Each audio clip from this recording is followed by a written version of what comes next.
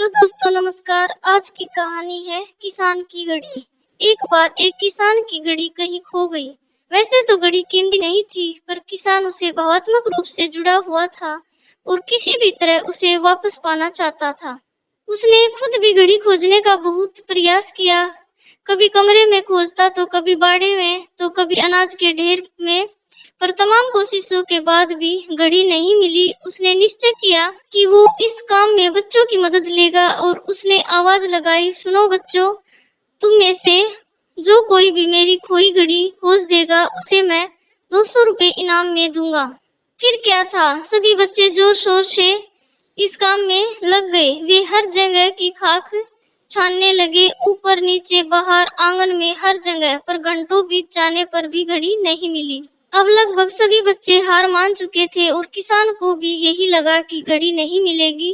तभी एक लड़का उसके पास आया और बोला, काका, मुझे एक मौका और दीजिए, पर इस बार मैं ये काम अकेले ही करना चाहूंगा। किसान का क्या जा रहा था, उसे तो घड़ी चाहिए थी। उसने तुरंत हाँ कर दी। लड़का एक एक करके घर के कमरों में जाने लगा और जब वह किसान के शयन कक्ष से निकला तो घड़ी उसके हाथ में थी।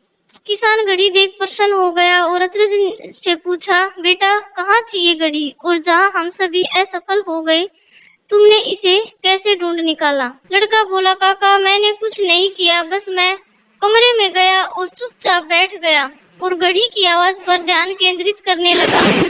कमरे में शांति होने के कारण मुझे घड़ी की टिक टिक सुनाई दे गई, जिससे मैंने उसकी दिशा का अंदाजा लगा लिया और अलमारी के पीछे गिरी ये घड़ी खोज निकाली।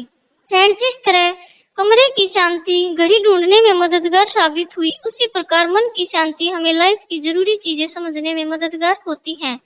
हर दिन हमें अपने लिए थोड़ा वक्त निकालना चाहिए, जिससे हम बिल्कुल अकेले हों, जिसमें हम शांति से बैठकर खुद से बात कर सके और अपने भीतर की आवाज को सुन सके। तभी हम लाइफ को और अच्छे ढंग से जी पाएंगे। तो दोस्तों, आपको ये कहानी कैसी लगी? आशा करती हूँ कि आपको कहानी पसंद आई होगी। तो प्लीज कहानी को लाइक करें, चैनल को सब्सक्राइब करें। अब और एक अच्छी कहानी के साथ मिलते हैं। तब तक के लिए बाय बाय, टेक केयर।